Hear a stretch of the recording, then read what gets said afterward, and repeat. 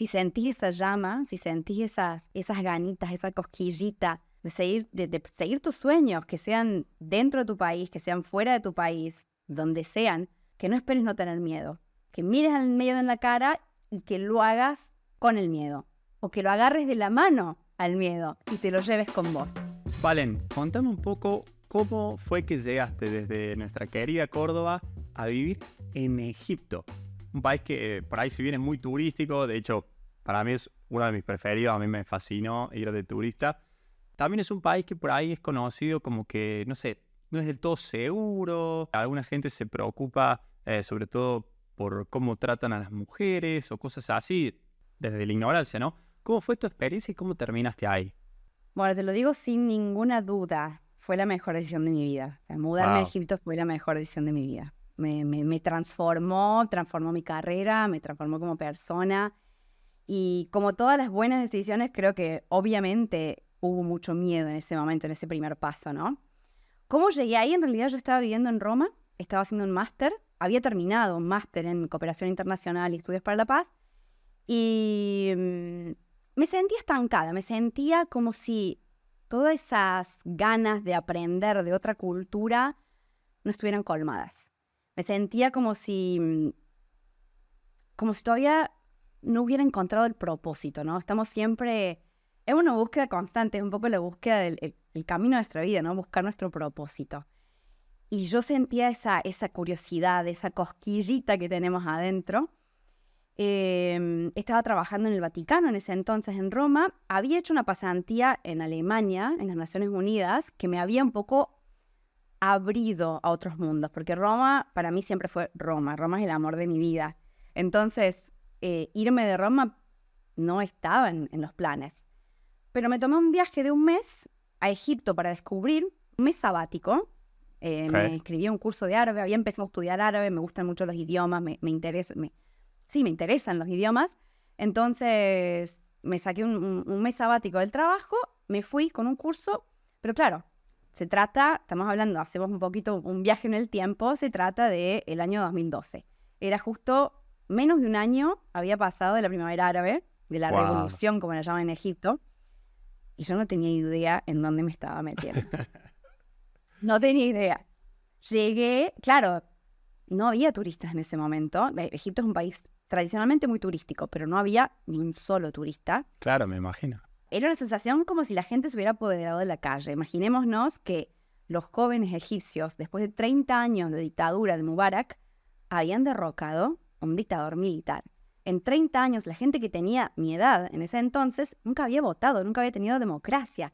Y ellos, a la fuerza de una revolución de protestas en la plaza, habían derrocado a esta gran figura faraónica, ¿no? Entonces, en la calle era el delirio total, el caos total. Los negocios sacaban la ropa afuera, eran ruidos por todos lados. Incluso había enfrentamientos y disparos porque había estas como manadas, ¿no? De personas corriendo de un lado a otro. La verdad que fue mucha confusión. Mis primeros días, yo inexperta y muy aventurera, estaba acostumbrada a viajar en hostels, pagar nada por una habitación. Me había ido a un hostel, recuerdo ahora, de 6 euros la noche en la calle Talat Harb, que es en pleno centro del Cairo, en donde estaba todo el tumulto. Entonces, las primeras 3 noches no me animé a salir a la calle. Wow. En el hostel estaba Claro. yo y el chico de la recepción que me explicaba lo que estaba pasando abajo. Y para colmo, estaba llegando el primer día después de Ramadán. Ramadán es un mes entero de ayuno, mes sagrado para el mundo musulmán. Ellos ayunan por un mes entero, se privan de todos los placeres de la vida, digamos, y cuando termina ese mes hay una fiesta de 4 o 5 días en la que se desatan. Entonces yo llegué en ese momento de alegría, Descontrol. desate, descontrol, y yo no entendía qué estaba pasando. Así que bueno, digamos que el primer acercamiento a Egipto fue muy caótico, muy sorprendente, pero junto con eso descubrí la belleza del pueblo árabe, la belleza del pueblo musulmán, la generosidad, la humildad, esas ganas de darte, de contarte, de abrirte, de recibirse. Hay un sentido de hospitalidad y solidaridad, hay un tejido social muy fuerte, muy fuerte. Entonces si bien era un contexto un poco de violencia, caos, y una vez que me animé a salir, una vez que empecé a hacer los primeros amigos, me sentí muy cuidada. Y de hecho, al cabo de un mes, cuando vuelvo a Roma, tenía amigos, amistades más profundas de las que podía haber dejado en Roma o en Argentina. O sea, se Wow, qué generan también loco. lazos muy profundos. Sí, fue un mes de realmente viajé desde el norte al sur, desde el Mar Rojo, buceé por primera vez en mi vida, me subí a un globo aerostático por primera vez en mi vida, noches sin dormir, días sin parar. Fue, digamos, un viaje que realmente me voló la cabeza, me abrió la mente. Y cuando volví a Roma, me encontraba un poco, después de un mes de haber hablado con gente prácticamente de metafísica, porque empezás a hablar a preguntarle a una chica por qué usa el velo, claro, y te encontrás por ahí hablando del significado de Dios, de la vida, de la muerte, de valores humanos profundos. Entonces, eran encuentros muy profundos, muy, muy significativos. Y vuelvo a Roma a hablar todos los días de pasta y de pizza y de cómo se cocinan los pomodori. Entonces sentía que yo necesitaba más, me sentía con ganas de más, con ganas de aprender. Y esa curiosidad, yo creo que una de las cosas o de las decisiones más importantes que tomé en mi vida fue seguir mi curiosidad. Porque esa curiosidad yo no sabía con qué me iba a encontrar. Fue una inversión de tiempo, de todos mis ahorros. Prácticamente lo que hice fue, en 5 meses, me mudo a Egipto. Y lo anuncié al Wow. mundo y preguntaba a mis amigos qué pensaste, es seguro, no es seguro, nadie me podía garantizar nada, pero yo sentía dentro mío que era lo mejor que podía hacer y que ahí iba a encontrar lo que estaba buscando, ¿no? Ese propósito de vida, esa misión de vida. Qué loco, qué loco, qué loco la historia. ¿Y cómo hiciste para, digamos, quedarte en Egipto? ¿Qué hiciste cuando te mudaste ahí? Digamos, empezaste a trabajar, buscaste trabajo. ¿Qué es lo que hacías? Y en general, ¿cuáles eran las diferencias más notables en tu día a día? Bueno, después vamos a entrar un poco más en Roma y porque ahora estás viviendo en Italia, pero ¿cómo eran las diferencias entre Egipto, por ejemplo, y Argentina, donde creciste? Las diferencias son tantas que es difícil ordenarlas, digamos, pero desde cómo te vestís. Y ahí me di cuenta de cuánto es importante la expresión para mí. Después de 6 años de vivir ahí, era algo que me agotaba, tener que cubrirme. Porque es un país en el medio del desierto, en donde hace mucho calor la mayor parte del año, y no te tenés que cubrir el pelo, no, pero por lo general los hombros, las rodillas. Entonces, yo que soy latinoamericana, que me encanta la minifalda, la pollerita, ahí me empecé a dar cuenta después de años que era parte de mi necesidad de expresión, ¿no? Empezando por la parte, digamos, la vestimenta, muchas costumbres son diferentes, se trabaja de domingo a viernes, con lo cual ya los fines de semana cambian, almuerzan, hacen un gran desayuno, después almuerzan a las 5 de la tarde, con lo cual el día te trastoca todo. Y después, Egipto tiene esta particularidad que duerme de día y vive de noche. Quizás por el calor, pero también es un aspecto muy de esta cultura que tienen completamente una cultura que vive mucho de la fiesta, de la convivialidad, de estar con otra gente, estar con otras personas. Ok. Entonces, de noche se vive, de noche encontrás el barbero haciéndole la barba a las 3 de la mañana. Qué Los loco. médicos me han dado turnos para el dentista o para el médico a la medianoche. Y ellos están abiertos y están trabajando como si nada. Wow. Por otro lado, a trabajar, en algunos lados se llega a las 10 como muy temprano y después se llega un poquito más tarde, pero digamos que por lo general, ni hablar cuando empieza el Ramadán. Bueno, vivir el Ramadán para mí fue una experiencia muy especial, muy especial. Claro.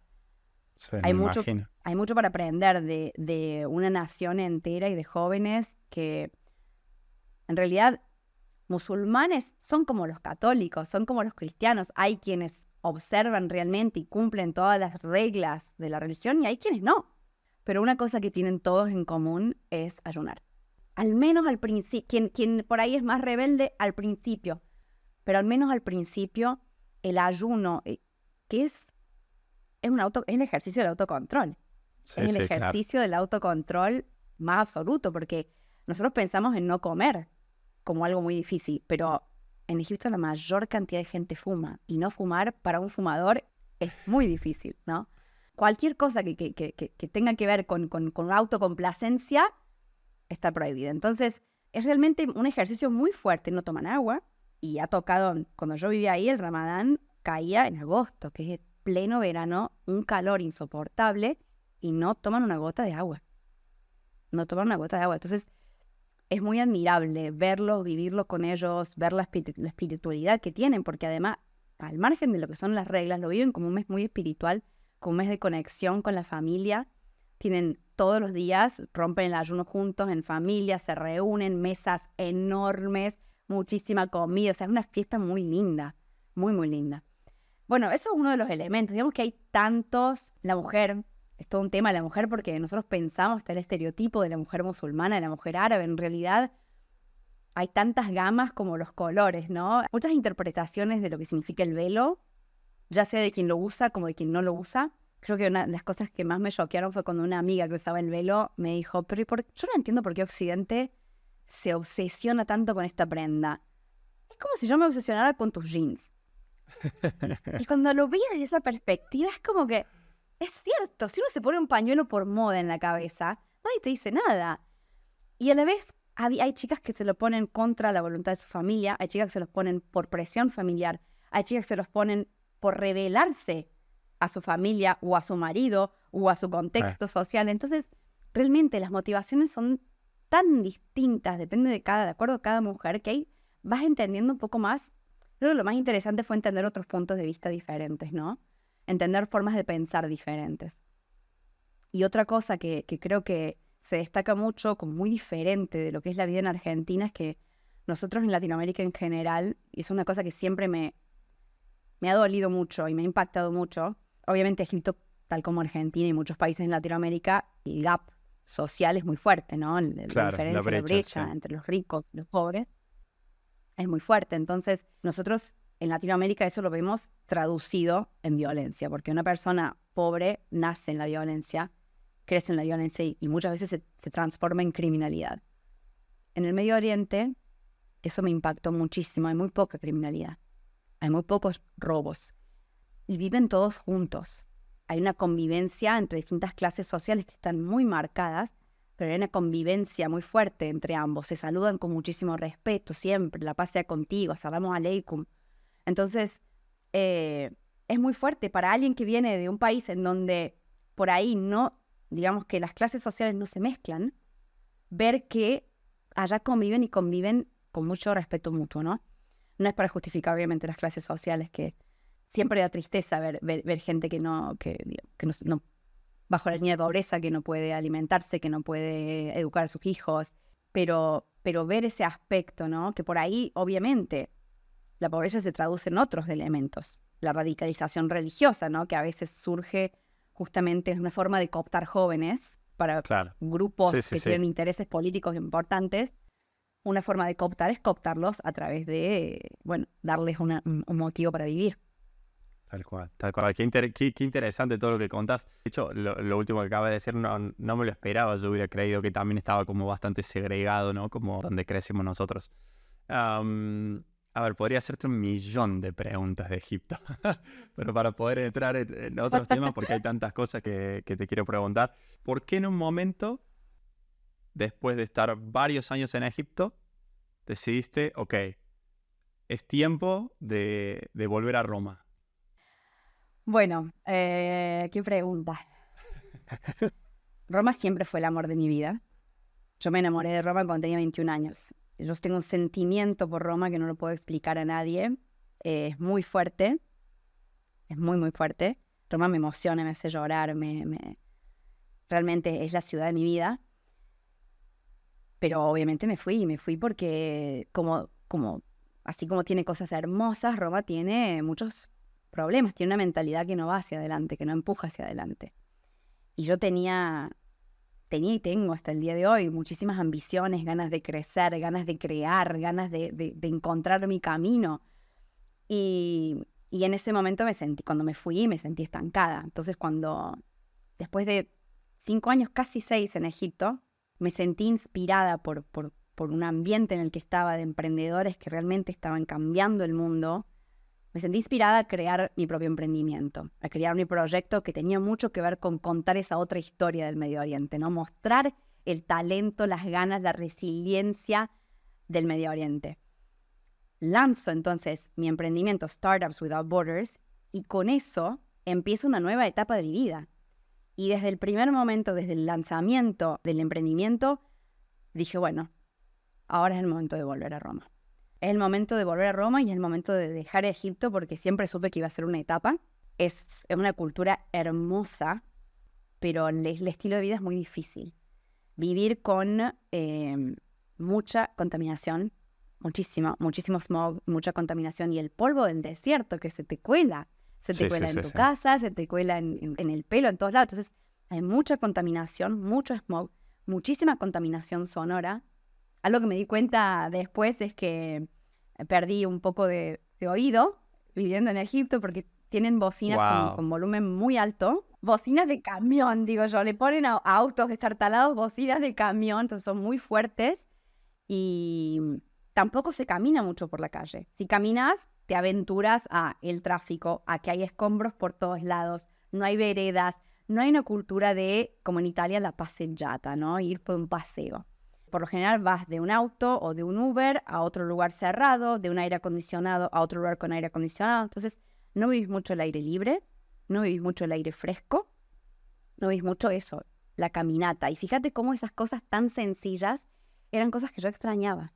Necesitaba también un estilo de vida que fuera más sano para mí, en el que caminara más, en el que viviera más, en el que anduviera en bicicleta. No se puede andar en bicicleta en Egipto, hay mucho tráfico, es muy caótico, es muy arriesgado. Entonces, poder se puede, pero son pocos, son muy pocos. Entonces, todas esas cosas me fueron llevando a decir, bueno, vuelvo a la ciudad que amé, pero vuelvo como otra Valentina. Vuelvo como Valentina emprendedora, vuelvo con todo este bagaje, vuelvo con todo lo que aprendí y vuelvo a construir. Si yo un día me fui de Roma porque Roma no me daba lo que yo necesitaba, bueno, yo ahora vuelvo a Roma a darle algo yo a Roma, a construir yo en Roma, a hacer que, si podemos inspirar a algunos jóvenes a ser emprendedores y a cambiar esta Roma que a veces nos hace padecer, lo hagamos. Si podemos construir el futuro de Roma juntos, lo hagamos. Entonces, el regreso a Roma fue un regreso completamente desde otra perspectiva. Y bueno, también fue duro, porque fue empezar de nuevo de cero. O sea, fue empezar de cero la primera vez que me fui de Argentina. Fue empezar de cero en Egipto. Y ahora empezar de cero de nuevo. Es muy curioso, habían pasado 6 años, yo era otra persona, era otra profesional, y volvés y las amistades por ahí que habías tenido, es como si ya no hay tanto en común. Ya no habláramos el mismo idioma. Ya no tiene mucho que ver con lo que yo estoy viviendo en este momento. Entonces me encontré también muy sola, de nuevo.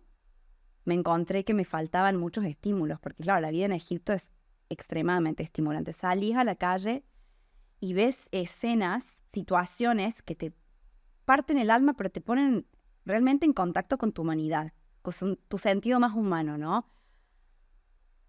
Tengo escenas marcadas para siempre de ver a un hombre cruzar la calle que no tenía pies arrastrándose, o sea, escenas muy duras, pero también escenas muy tiernas.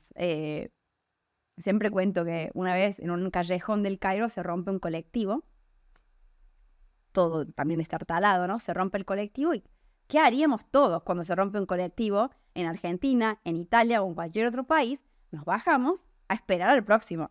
Claro. No, ellos se bajaron todos, empezaron a empujar el colectivo. Yo creo que esa es una metáfora, así es la gente en Medio Oriente.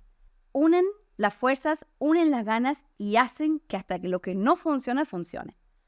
Entonces todo ese estímulo, toda esa vida, acá me faltaba. Acá estaba todo hecho, todo armado. Entre comillas, funciona.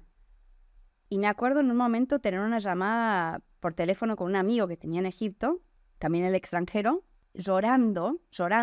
¿Qué hice con mi vida? Yo tenía una vida de Egipto. ¿Qué hago acá, ahora? ¿Qué estoy haciendo con mi vida? Y él me dijo, no, Valentina. Vos tenés que agradecer todo esto que estás sintiendo. Tenés que agradecer el dolor y la dificultad por la que estás pasando. Porque es este dolor y es esta dificultad la que te van a hacer convertir en otra persona. La persona que necesitas ser. Para todo lo que tenés que lograr. Para convertirte en la Valentina que estás destinada a ser. Y bueno, eso me calmó y también me ayudó a confiar en que hay un motivo por lo que por ahí tenemos que pasar por ciertas cosas en la vida, ¿no? Por ciertos momentos. Porque irse de tu país o irse de tu país adoptado, no es fácil.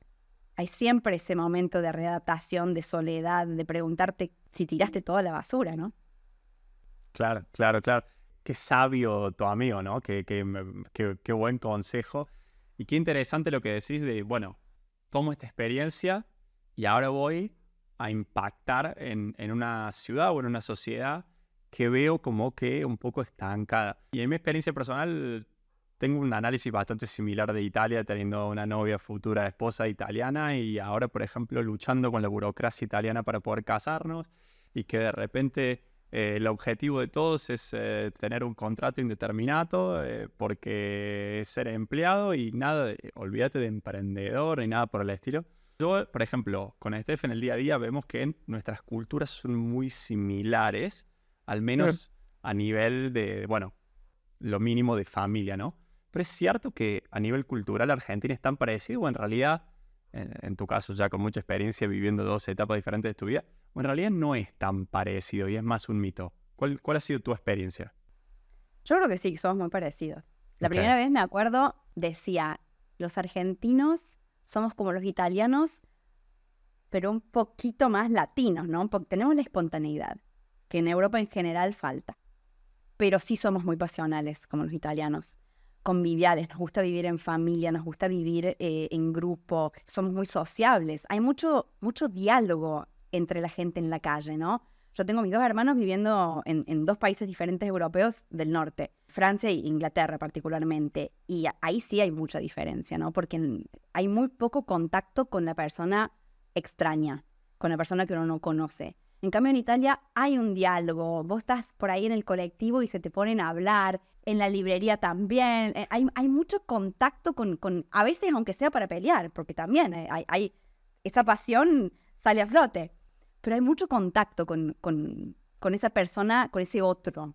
Y creo que eso nos une muchísimo y nos hace ser muy, muy en común. Es un pueblo también muy, muy, muy alegre dentro de todo, quejón, pero muy alegre. Y creo que por ahí una de las diferencias que sí sentí mucho, sobre todo al principio, es la individualidad.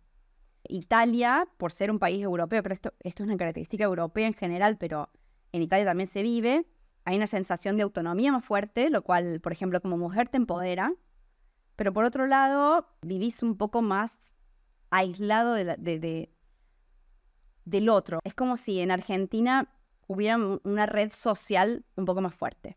Una red de ayuda, de solidaridad. Sí, una red sobre todo eso, de solidaridad, porque acá no obstante hay un contacto y hay como un acercamiento a la persona extraña. Yo creo que en Latinoamérica es más fuerte. En Argentina y en Latinoamérica es más fuerte.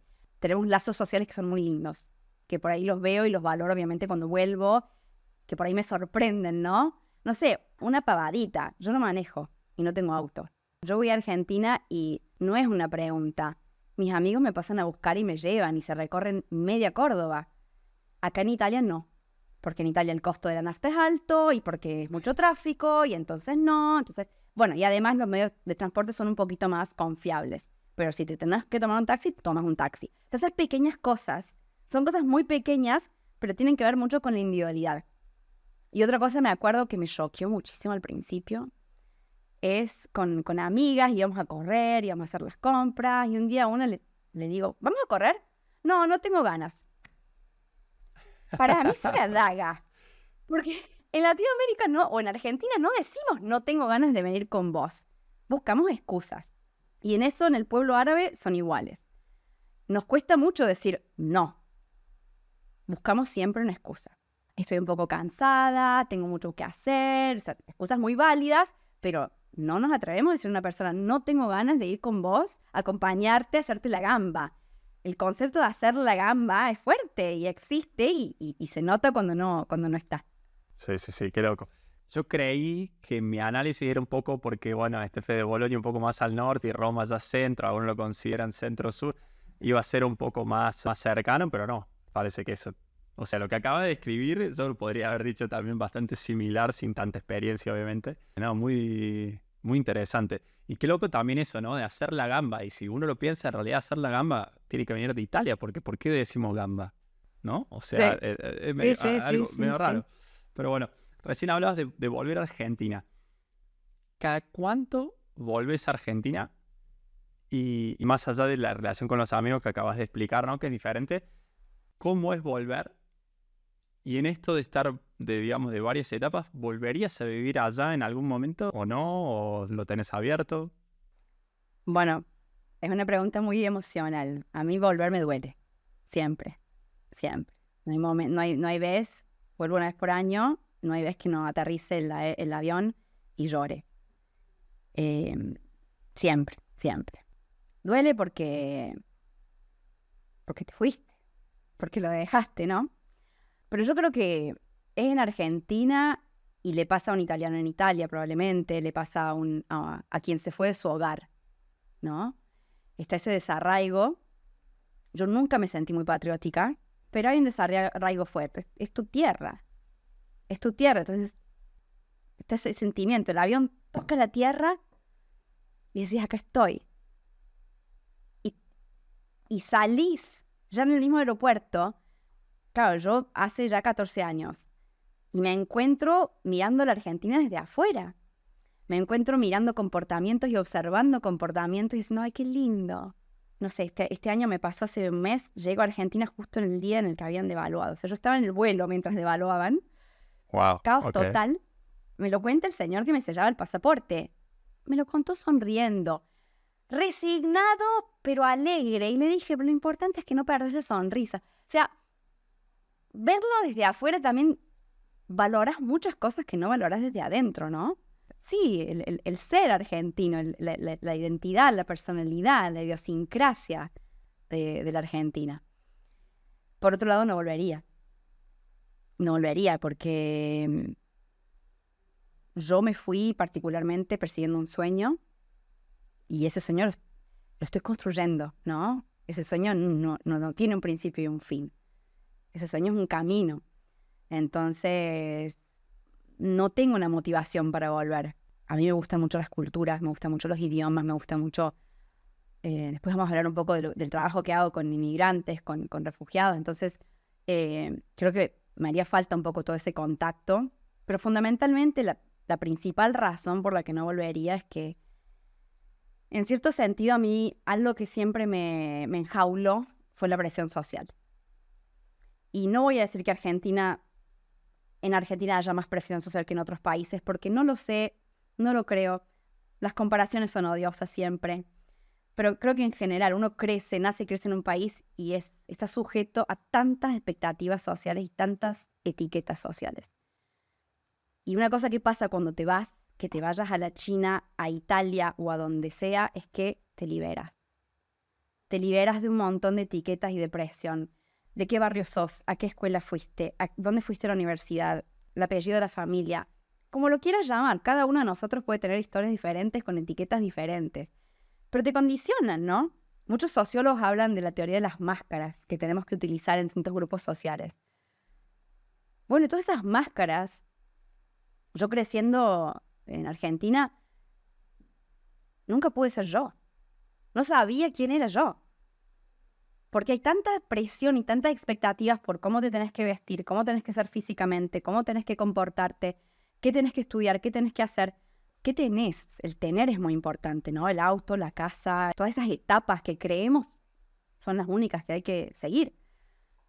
Todo eso tapa la esencia que tenés que todavía descubrir de vos mismo. Entonces, para mí, volver sería de nuevo entrar en esas dinámicas de las que me liberé. Me liberé y así pude conocer quién soy, ¿no? Si quienes me conocen de adolescente o de niña saben lo diferente que fui, porque yo era muy tímida, extremadamente introvertida, digamos que tan introvertida que lo sufría, ¿no? Entonces, haber logrado salir de todo eso, para mí fue saliendo de mi país, para otras personas puede ser a través de la meditación y el yoga, ¿no? No hay una forma, cada uno vive un camino, pero en mi caso volver sería de nuevo entrar en dinámicas sociales de las que prefiero estar fuera. Gracias por compartirlo porque es algo muy personal, pero me parece espectacular y créeme que lo entiendo 100%. Eso de... Claro, porque uno de repente va a otro lugar y bueno, sí, capaz la única etiqueta que uno tiene es el argentino o es el inmigrante o es el latino o lo que sea, pero es una, ¿no? Y de hecho, hasta te vuelve hasta una persona interesante a veces en ciertos grupos sociales porque sos como el X del que no se sabe nada, ¿no? Sí. Y hasta creo que en algún punto capaz a vos personalmente te habrá pasado de que si eras tan tímida y tan introvertida, que yo también soy, capaz no tímido, pero sí introvertido, es el hecho de que te empuja a que no podés serlo más en ciertas situaciones, porque es como que sos la persona de la que no se sabe nada, entonces la gente te empieza a preguntar y o empezás a contestar o queda muy raro, ¿no? Recién hablabas del sueño, ¿no? Te fuiste en busca de un sueño y bueno, yo creo que, como dijiste, ya lo estás cumpliendo en gran parte gracias a tu proyecto principal, que creo que es de vida, no solamente, digamos, de empresa económico, ¿no? ¿Cómo surgió Startup Without Borders? ¿Cómo fue en Egipto? Pero ¿de dónde salió esa idea?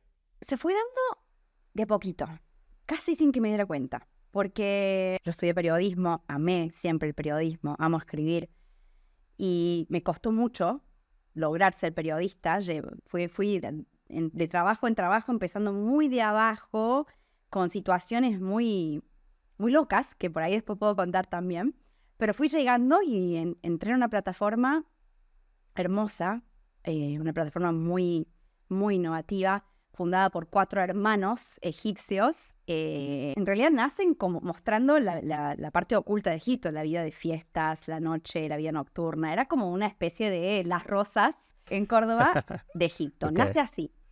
Pero después empiezan a expandirse con artículos periodísticos y con distintas plataformas. Hoy es un mega grupo que tienen como 10 plataformas para viajes, para deco, para todo. Entonces yo empecé ahí y me apasionaban mucho las historias humanas. Empecé a entrevistar jóvenes y empecé a descubrir los emprendedores del Medio Oriente. Yo no conocía la palabra startup hasta que no estuve ahí en ese momento y me encontré con esas personas. Cada una de las que entrevistaba me contaban que habían sido motivados, que su motivación principal había sido el impacto que querían crear durante la revolución, durante la primavera árabe.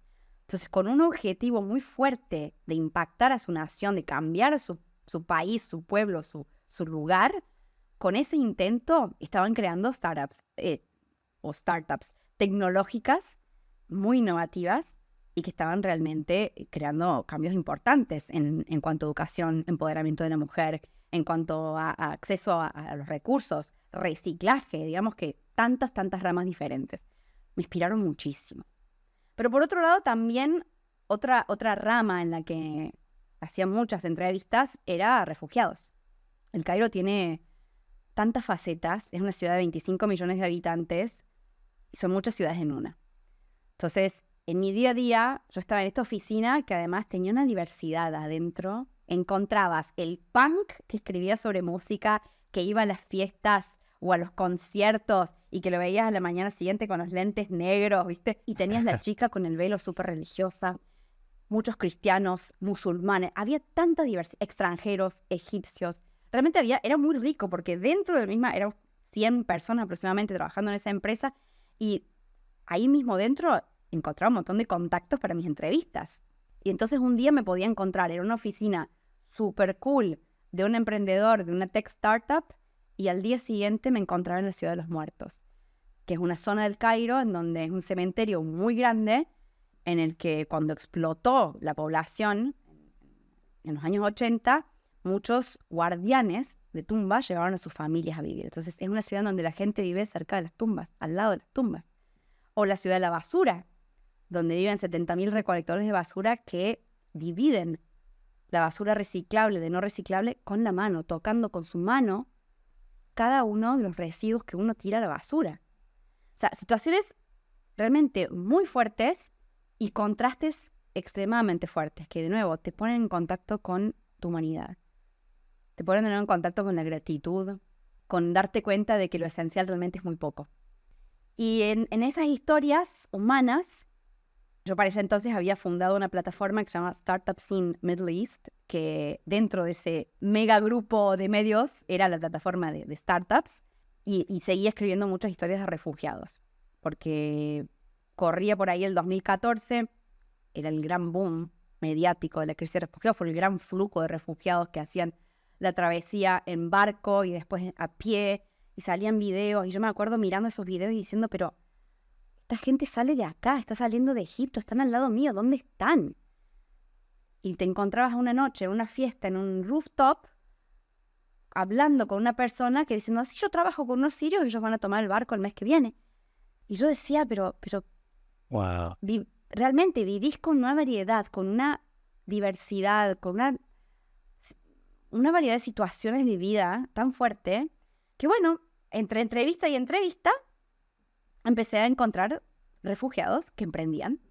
El primero, Sami El Ahmad, un chico sirio que llegó a Egipto a los 21 años, que tuvo que trasladar, cubrir él los costos del traslado de su propia familia, y además empezó su startup, ¿no? Y en el medio empecé a viajar para ir a conferencias de tecnología y de startups en Líbano, en Jordania y en otros países, y en el medio entrevistaba también refugiados. Entonces me acuerdo que en un momento en la frontera con Jordania y Siria, entrevisté a una chica que tenía 22 años, siria, refugiada, y me cuenta con una frase muy simple. Yo cuando llegué a Jordania, me querían ayudar. Y me largué a llorar, me ofendí. ¿Cómo que me quieren ayudar a mí? Yo, en Siria, en mi país, yo era voluntaria, yo ayudaba a los demás. Me dice, no somos solo refugiados, nosotros también queremos cambiar el mundo. Y esa frase me quedó para siempre. Entonces, empecé a crear conexiones con grupos de Facebook. Empecé por grupos de Facebook a contactar gente y a encontrar refugiados en Holanda, en Irak, en Australia, en Italia, en un montón de países que estaban emprendiendo también. Y ahí es donde surge la idea, ¿por qué no crear un ecosistema emprendedor para aquellos que no tienen un hogar, para aquellos que dejaron su hogar, ya sean refugiados, ya sean inmigrantes, ya sean emprendedores locales? Crear un ecosistema en el que realmente brille la diversidad, en el que se puedan conectar todos estos, digamos, cabos que están desconectados. Y así nace como una idea con un logo hecho con Canva, canva.com, seguramente conocerán, muy, muy sencillo, pero empezó un camino que realmente fue muy rico y lo sigue siendo hasta el día de hoy. Bueno, empezando por el nombre. El nombre es fantástico, me parece. No sé si lo elegiste vos o salió de alguna Gracias. conversación, pero es muy bueno. Se me pone la piel de gallina mientras escucho. ¿Nos podés compartir? A ver, debes tener literal miles de historias, seguramente. Más allá de las que mencionaste así rápidamente recién que te inspiraron a iniciar, ¿tenés una o dos por ahí que puedas compartir un poco más en detalle para que la gente como que entienda también lo que están creando, digamos, qué tipo de emprendimientos están haciendo? Sí. Además de Sami, que bueno, creó la plataforma más grande de educación en el Medio Oriente, con 2,5 millones de visitas al mes. ¡Wow! Empezando con una pequeña ONG, porque él llegó a Egipto como estudiante, estudiaba odontología, y era muy complicado validar tus estudios.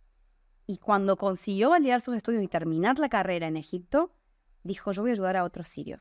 Y empezó uno por uno, hasta llegar a una red de 20.000 sirios en Egipto, que después empezó a transformar en una plataforma y que después empezó a ampliar hacia toda la región del Medio Oriente. Otra historia que fue una de las que más me impactó, una de las primeras que entrevisté cuando creé la plataforma, Tei Al-Rujula, es otro sirio que se encontraba en Holanda, que viajó a Holanda antes de la crisis de refugiados, pero que se encontró sin contrato de trabajo. Ahí se había terminado su contrato de trabajo en Ámsterdam en el 2014, cuando cerraron las fronteras. El gobierno holandés le dice, ¿tenés que volver a tu país? Pero su país estaba en guerra. ¿A dónde podía volver? Dubái, que era donde había crecido prácticamente, entre Dubái y Líbano, tampoco abrían la frontera con un pasaporte sirio. El único lugar al que le quedaba ir era un campo de refugiados. Me dice en esa entrevista, Valentina, yo estaba por cumplir 30 años. Me había construido una vida. Tenía mi casa, mi perro, todo. Y yo estaba cumpliendo mis 30 años en un campo de refugiados. Nunca me había imaginado eso. lo que su abogado le dijo que iban a ser 2 semanas fueron 2 años.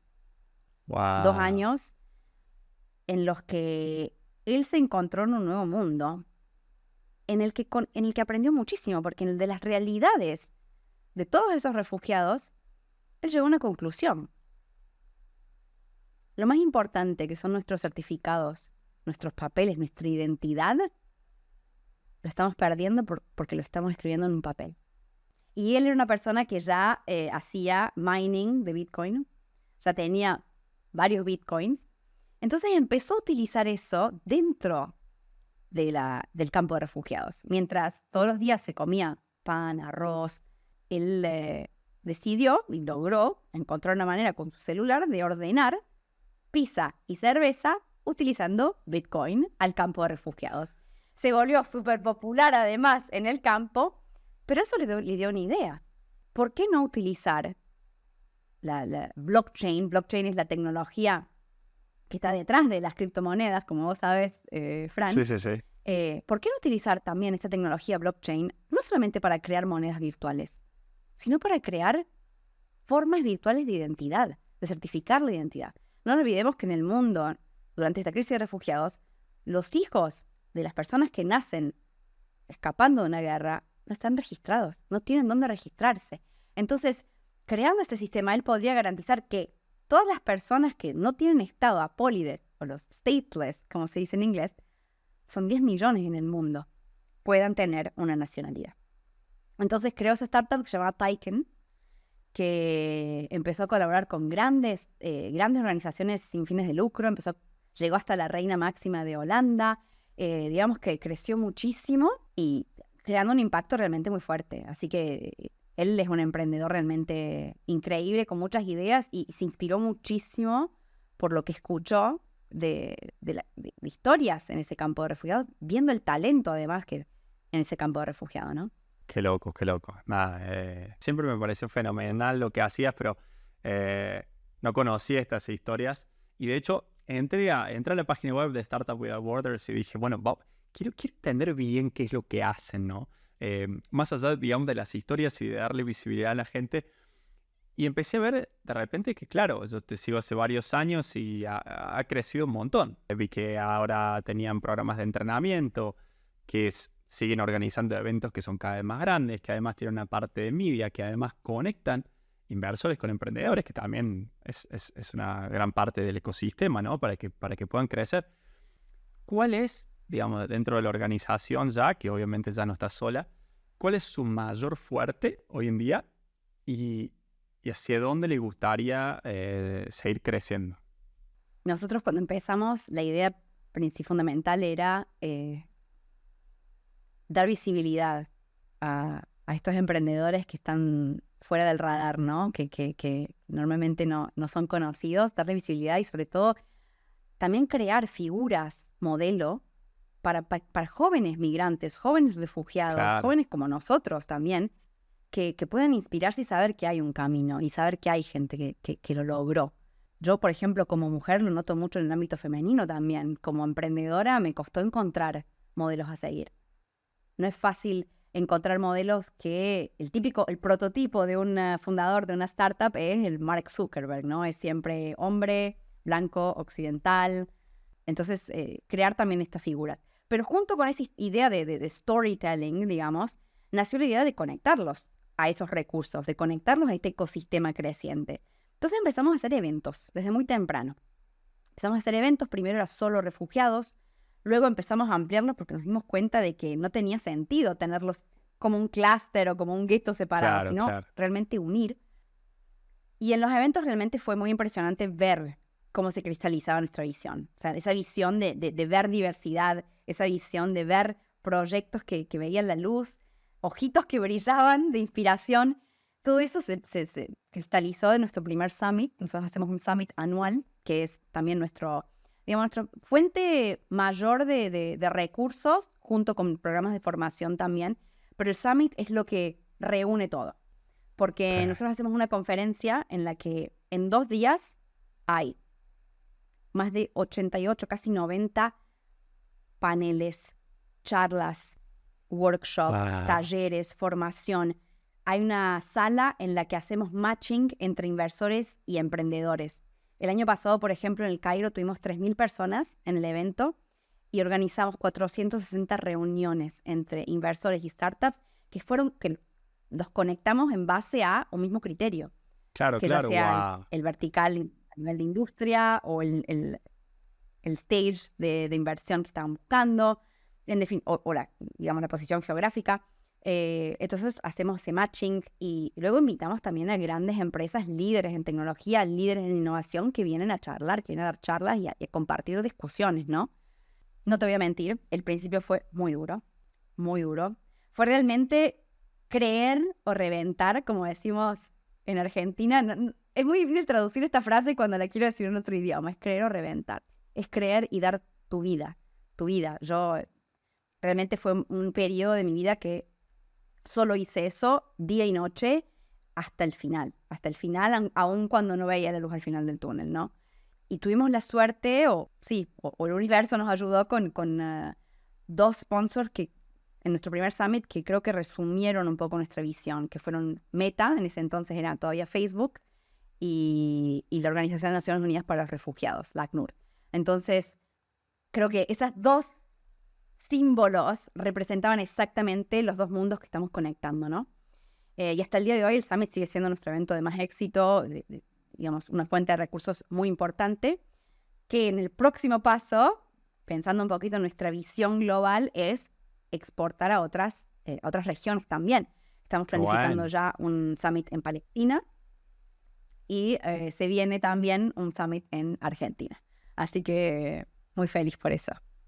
Qué loco en Argentina, porque bueno, hasta ahora entiendo que había sido todos en Medio Oriente, ¿habían sido? ¿O había alguno en Europa más? ¿O no? Sí, con la pandemia pasó algo muy loco. El primer summit fue en el 2019, un año antes de la pandemia. Después de ese primer éxito, fue como el haber probado que esta idea tenía futuro y que tenía, digamos, potencial.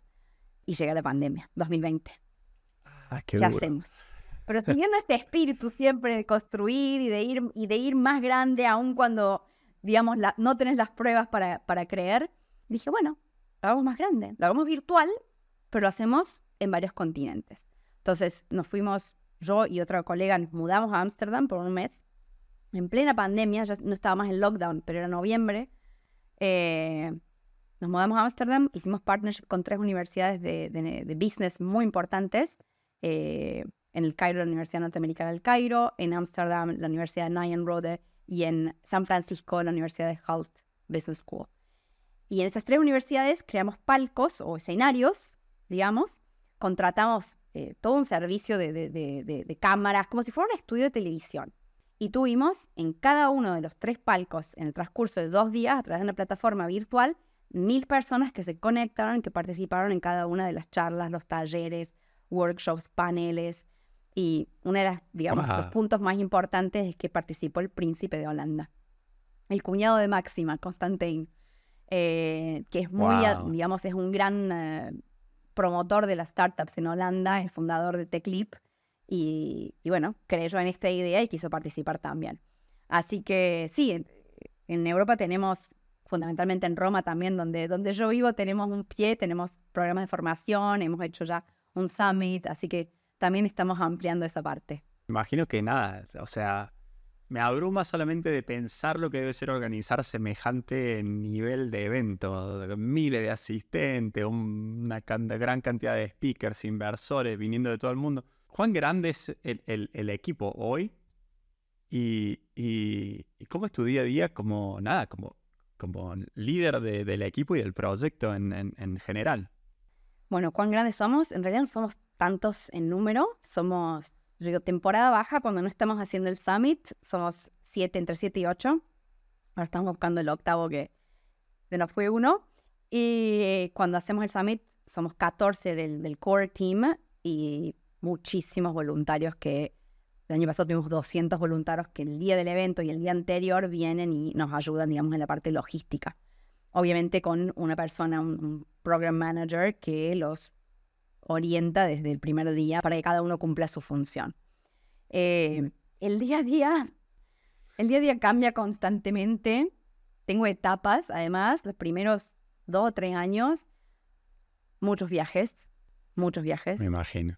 porque digamos que el momento en el que lanzamos, en el momento en el que, digamos, el tema de refugiados y el tema del emprender como refugiado era muy importante. Entonces había como una ola muy fuerte.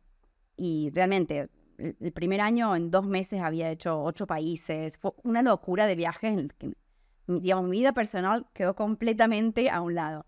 Después se fue calmando, pero siguió muy fuerte. El año pasado hicimos un programa de incubación en Palestina, Irak y Líbano. Y bueno, me tocó ir a esos 3 países, 3 días a cada uno. Era un roadshow muy súper frenético, de muchísima actividad. Entonces, bueno, están esos momentos que todavía hasta el día de hoy, una vez al mes, por lo menos me toca viajar, teniendo además, hoy tenemos el equipo en 3 países, Italia, Palestina y Egipto. Entonces, cada tanto me toca viajar, el resto virtual, y focalizando sobre todo mucho el liderazgo en la idea de servir, ¿no? En esta idea del servant leader, ¿no? Esta idea de dar valor al equipo, dar valor a quienes estamos, y no quiero decir ayudando, a quienes estamos apoyando, ¿no? Porque una misión muy fuerte que tenemos es la de no tener una visión paternalista, no tener una visión de ayuda poniéndonos por encima, ¿no? De las personas a las que apoyamos o a las que servimos. Qué lindo. Vemos la idea de servir a un cliente como una empresa lo hace con su cliente, ¿no? Ya sea que sea refugiado, que sea emprendedor local, que sea, pero hay una narrativa, digamos, a nivel global en la que se posiciona al refugiado muy como víctima, ¿no? Y el inmigrante como un robo a trabajo. Entonces, queremos salir completamente de esa lógica y realmente nosotros, y esto lo digo 100% con sinceridad, ellos nos han ayudado más que nosotros a ellos. Ya sea desde los primeros pasos, el sitio web, el hosting. El sitio web lo hicimos inicialmente con blogspot.com o WordPress era. El hosting, un amigo refugiado. El diseño de los primeros diseños que tuvimos, también un amigo refugiado. O sea, ellos nos han ayudado más de lo que nosotros hemos ayudado a ellos. Y eso es una relación de colaboración constante.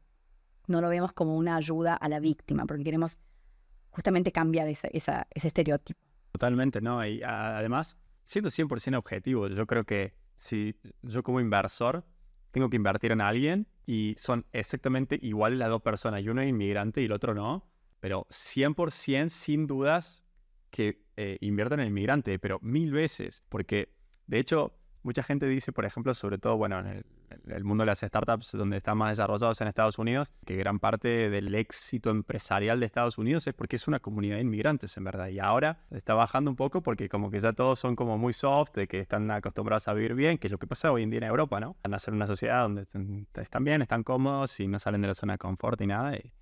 Y como que el inmigrante tiene esa necesidad interna de no solamente, digamos, integrarse y todo, sino también de construir, como lo tenés vos, como lo tengo yo y como lo tiene la gente que son parte. No, me parece muy interesante. De hecho, también, por ejemplo, en Estados Unidos, que bueno, que es como el mundo que yo sigo, ¿no? Tu región es completamente diferente, ¿no? Pero se empiezan a ver como ciertos lugares que se empiezan a identificar como hubs de acá está el futuro, ¿no? De repente, qué sé yo, todos los CEOs de todas las compañías grandes de tecnología ahora son de India, por ejemplo, ¿no? Entonces, en tu región específica, ¿hay algún país que por alguna razón en particular, llamémosle combinación de un montón de factores diferentes, se destaque por sobre el resto? ¿O simplemente no, nada, a ver, está distribuido normal? Hay 2 países, si hablamos del Medio Oriente, hay 2 países que se destacan mucho por razones opuestas, ¿no? En este momento Arabia Saudita ha tenido una explosión de startups que se viene viendo, nosotros la veíamos hace ya más de 5 años, incluso más, hace 10 años, con alianzas estratégicas, con grupos de inversión, inyectando muchísimo dinero. Entonces, es un ecosistema completamente planeado, completamente funcional, en el que en inyección de cash han utilizado muchísimo expertise de hubs de innovación ya conocidos. Entonces, fue todo muy, digamos, planeado desde la estrategia a nivel gubernamental. Y el otro es Egipto, que obviamente es mi preferido, pero no solamente por haber vivido y haberlo vivido, sino es realmente grassroots, es realmente desde abajo. Es un ecosistema que además, comparado con otros países en la región, no vive tanto de la ayuda humanitaria, hay una represión muy fuerte de todo el sector non-profit en Egipto, ¿no? Hay un bloqueo importante también de fondos, porque se consideraban potencialmente vinculados a, en ese entonces, la hermandad musulmana, etcétera, etcétera. Entonces, digamos que hay un sector privado muy rico, porque quien quiere crear impacto crea empresa en Egipto. Hay un sector privado, además de empresarios que realmente llevan años, décadas creando negocios. Entonces, ese sistema fue alimentando el nacimiento y el crecimiento del ecosistema de startups, ¿no? Claro. No nace desde el gobierno con directivas específicas o con inyección de capital, sino nace realmente desde abajo, con los primeros incubadores, luego las universidades que lanzaron sus primeros incubadores, los primeros inversores ángeles. El gobierno llegó después. La conferencia que más me inspiró, que obviamente son partners nuestros y que fue Rise Up Summit, en sus primeros años, ellos lo hicieron con los tanques todavía afuera en la Plaza Tahrir. Wow. ¿No? Rodeado con el campus en donde hacían la conferencia, rodeado de tanques. O sea, realmente fue un ambiente en el que había tanto fervor, nacimiento de ideas, contagio, esas ganas de hacer. Hace un rato mencionabas, ¿no? Esta idea de que el inmigrante tiene esas ganas, esa resiliencia. Lo lleva en su ADN, porque esa capacidad de resolver problemas, ¿no? De problem solving, está constantemente ahí porque su viaje ha sido así, ¿no? El camino, el recorrido hacia el destino ha sido una sucesión de resolver problemas. En Egipto, además, hay mucho talento a nivel de ingeniería, mucho talento a nivel de desarrollo, costos muy bajos para crear una empresa, lo que lo hace un ecosistema con muchísimas startups en estadios iniciales, muy iniciales. Claro. Es un mercado enorme, son más de 100 millones de personas, que además tiene mucha influencia sobre el resto de los países árabes, porque cada país árabe tiene un dialecto diferente. Egipto tiene un dialecto que comprenden todos porque siempre tuvo una industria del cine muy poderosa, muy fuerte. Entonces, películas que incluso hemos visto en Argentina desde chicos, o canciones. Digamos que la industria cultural egipcia siempre fue muy fuerte y eso hace que también a nivel cultural sea muy permeable, ¿no? Entonces tiene mucho potencial. Lo que no se ven, por ejemplo, en estos últimos cuatrimestres, ya no se ven tantas inversiones, no se ven montos tan grandes a nivel de startups. Hay una desaceleración, también a nivel global, obviamente, pero Arabia Saudita está viviendo otro momento completamente diferente, ¿no? Claro, sí, son diferentes planetas, digamos, ¿no? Dentro del Medio Oriente. Y hablando particularmente de Egipto, ¿no? Debe haber muchas, me imagino, pero ¿hay alguna de estas startups en estadios tempranos que vos decís, esto, nada, o sea, capaz una impresión personal, no hace falta que sea ningún análisis detallado, ¿no? Pero una impresión personal de decir, esto va a ser gigante. Simplemente que la gente todavía no lo conoce, pero esto va a ser gigante. ¿Hay algún caso así que se te venga a la cabeza? Sí, hay una que yo adoro. Bueno, le está yendo muy bien. Ya ha logrado varias rounds de inversión, pero me gusta mucho porque ha tomado un elemento cultural para crear algo tecnológico, innovativo, con gran impacto social. Digamos que el sector fintech está creciendo mucho en Egipto y tiene mucho impacto porque cuando yo vivía ahí, 80% de la población no tenía acceso a una cuenta bancaria, ¿no? Los que están fuera del sistema, 80%. Wow. Hoy en día esa cifra bajó al 73%, con un boom de fintechs impresionante. El problema es que muchas de esas fintechs operan sistemas, se llama Buy Now, Pay Later, son sistemas de deuda. De crédito, claro, sí. No son sistemas de acceso, digamos, a la finanza. Son sistemas que endeudan y, bueno, ya sabemos los peligros, digamos, que eso conlleva. Esta startup en particular a mí me gusta mucho, se llama Money Fellows y toma un elemento cultural, un elemento que yo conocí con amigos mientras vivía ahí. Ellos, para ahorrar culturalmente, crean círculos entre conocidos. En árabe se llaman Gama'eya. Son estos círculos en los cuales se organizan 10 personas, 15 personas, un número determinado de personas que pueden ser familiares, amigos, primos, amigos de amigos, en confianza. Digamos, se ponen de acuerdo en un monto. Todos los meses todos ponen el mismo monto en el centro. Y todos los meses hay uno que retira.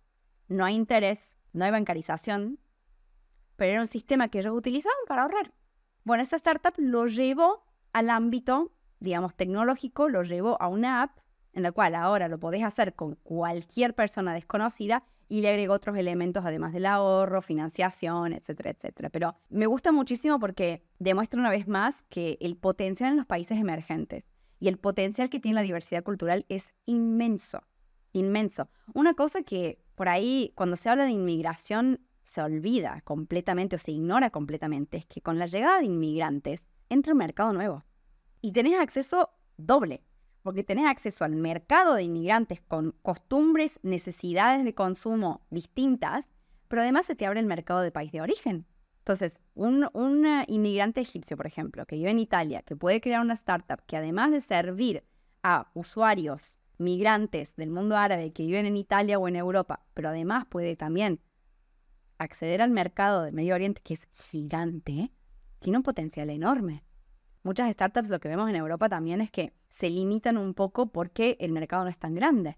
Sobre todo startups que nacen en países que no son angloparlantes, ¿no? A veces Italia pasa mucho, ¿no? Startups en italiano tienen un potencial limitado de escalar internacionalmente, si no empiezan a crear contenidos en inglés y además del contenido de la aplicación, adaptarse a otras costumbres culturales. Entonces, bueno, ese es un potencial que a mí me encanta ver y me encanta cómo podemos hacer que la brecha sea menos fuerte, ¿no? Achicar la brecha.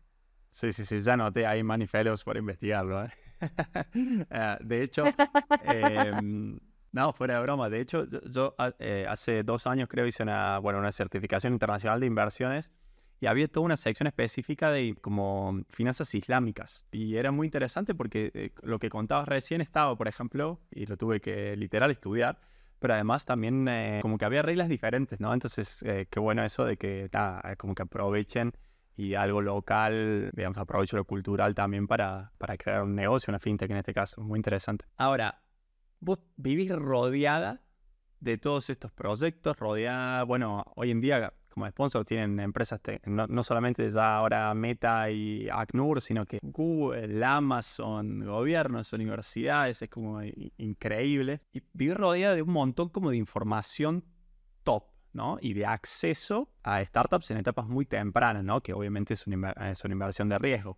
¿Has invertido vos personalmente en alguna startup de la comunidad o eso no se puede porque sería un conflicto de interés? Y si hay inversores viendo, ¿cómo pueden acercarse a estos emprendedores? Muy buena pregunta, muy buena pregunta. Está llegando muy temprano. Está en mis planes empezar a invertir. Okay. Por ahora, lo que sí hemos hecho es invertir particularmente en un proyecto que tuvimos, en un programa que tuvimos en Palestina, de Investment Readiness. Hemos invertido sin equity, digamos, a nivel de premios, después de una competencia de startups, $65,000.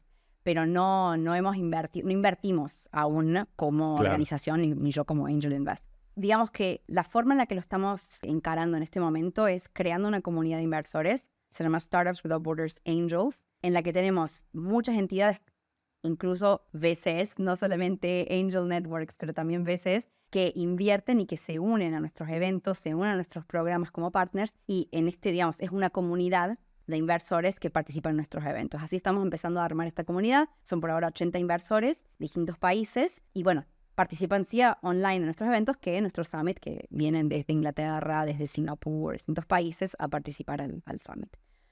¿Cómo se pueden acercar? Se pueden unir justamente a Startups Without Borders Angels. Tenemos un grupo en LinkedIn. Tenemos, además, en el sitio web hay una sección específica para inversores. Entonces ahí van a recibir semanalmente nuestro newsletter con los eventos que estamos organizando, las oportunidades de conocer las startups. A veces hacemos lo que se llaman referrals, de recomendaciones de uno o de otro, pero es muy poco común porque lleva tiempo. Lleva tiempo y es algo que en el día a día, digamos, no hacemos. Claro. Y antes decías en algún momento como que, al menos en la primera etapa, bueno, como todo emprendedor, no tenías vida personal, ¿no? Y estabas como 100% metida en el proyecto. No sé si ahora seguirá siendo así o no, pero me imagino que con semejante, digamos, nivel también.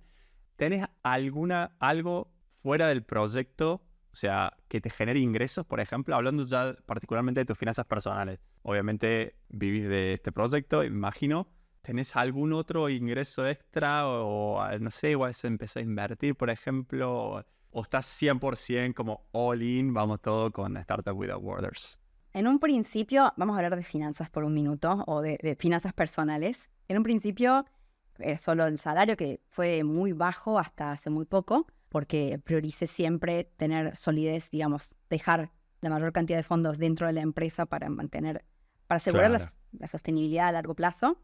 Pero en algún momento, cuando empecé a tener digamos, un salario más alto de la empresa, empecé a invertir, siguiéndote a vos, mi mentor, digamos, en finanzas, en eToro, en la plataforma eToro online. Ahora estoy buscando también plataformas un poco más, por ahí no tan virtuales, sino un poco Ok. más que se apoyen en bancos, pero digamos que sí, un poco de inversiones en la bolsa. Eso es lo único en lo que he incursionado por ahora. Estoy mirando también un poquito al real estate o al sector inmobiliario con miras a largo plazo, no ahora mismo, pero estoy mirando en Italia. Pero sí, mi mayor fuente de ingresos y mi única fuente de ingresos hoy es la empresa. Perfecto. Y hasta dónde, o sea, más allá de la visión general a nivel conceptual, digamos, lo que están haciendo, ¿no? De darle visibilidad, de conectar, de crecer el ecosistema a nivel global, ¿hasta dónde te gustaría llegar con Startup Without Borders? Tu sueño que, si es que existe, no sé, de decir, llegué, o sea, ya está, lo cumplí. Yo no sé si va a llegar un momento en el que diga llegué, lo cumplí. Es un Ok, sueño muy grande. Siempre, digamos, que Startups Without Borders nace con la misión y la idea de cambiar yo creo que es una de las crisis, entre comillas, más importantes que han marcado nuestro siglo, ¿no? Esta crisis de inmigrantes, de refugiados, estos movimientos.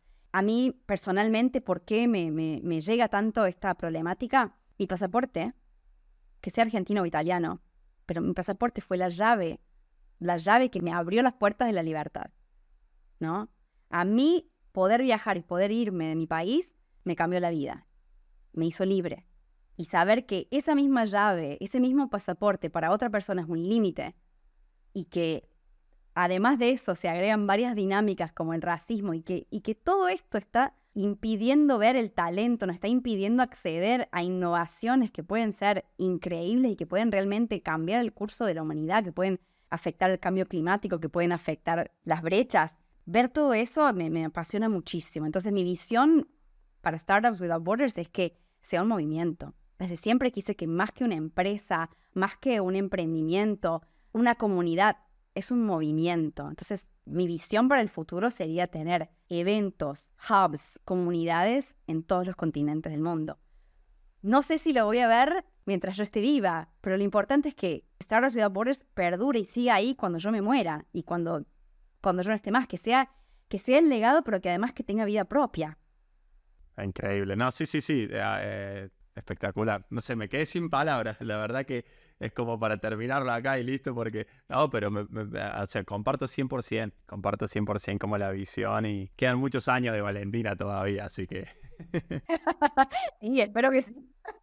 Pero además, de verdad que, o sea, creo que también en algún punto tampoco es casualidad que tengas tantos partners tan de primer nivel, ¿eh? No solamente el tema atrae, pero también están haciendo las cosas bien claramente, porque esa gente no pone el dinero en cualquier lado, ¿no? Así que a mí, la verdad, desde mi lado, máxima admiración.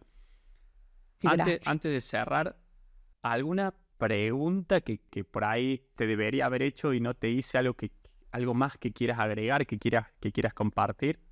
Vos me decías más temprano, ¿no? Un consejo. Un consejo para cualquier persona que quiere inmigrar y quiere emprender. Y yo creo que es muy importante hablar de los fracasos también. Es muy importante hablar del miedo. Porque muchas veces para quien no se fue o todavía no se fue, parece como si fuera imposible, inconmensurable, como si hubiera un gran muro que nos detiene y ese muro se llama miedo.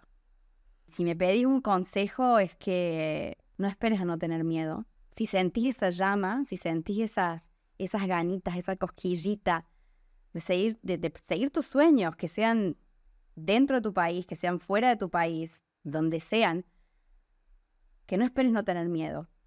Que mires al miedo en la cara y que lo hagas con el miedo. O que lo agarres de la mano al miedo y te lo lleves con vos. Problemas va a haber obstáculos. Te vas a sentir solo, Te vas a sentir solo como emprendedor, te vas a sentir solo como inmigrante, te vas a sentir solo tantas veces en tu vida. Pero la belleza de ver lo que se genera cuando uno empieza a tomar pasos en pos de tu sueño es impresionante. Es impresionante. Realmente el universo sí empieza a conspirar. Se empiezan a abrir puertas. Te empieza a llegar gente de la nada a ofrecerte ayuda. Se generan tantas cosas que es hermoso vivirlo. Aun si uno fracasa al final. Digamos que el fracaso es parte del juego. El éxito nunca está garantizado, el éxito nunca es final. Es todo un camino, es todo un recorrido. Hay una cita muy famosa de Winston Churchill que dice, el éxito es ir de fracaso en fracaso sin perder el entusiasmo, ¿no? Es eso, saberte levantar cada vez que caes, porque vas a caer. Hemos caído todos y vamos a seguir cayendo, vamos a seguir fracasando, nos van a seguir pegando cachetadas. Vos, Fran, recién decías, todas estas empresas, todas estas cosas, parece todo muy, muy lindo, pero lo que no está en el sitio web quizás son todos los no, que se sintieron como cachetadas, realmente te tiran a la cama. Te tiran a la cama 2 días enteros que no te quieres levantar, que si soy un fracaso, no lo voy a lograr. Gente que gratuitamente viene y te dice, vos no sabes lo que estás haciendo. Hay de todo, pero también ese es el camino. El camino no es solo lo que vas a construir, no es solo tu sueño, el camino es en quién te vas a convertir vos en ese camino, en ese recorrido hacia algo más grande en lo que sueñas. Así que bueno, ese es mi consejo.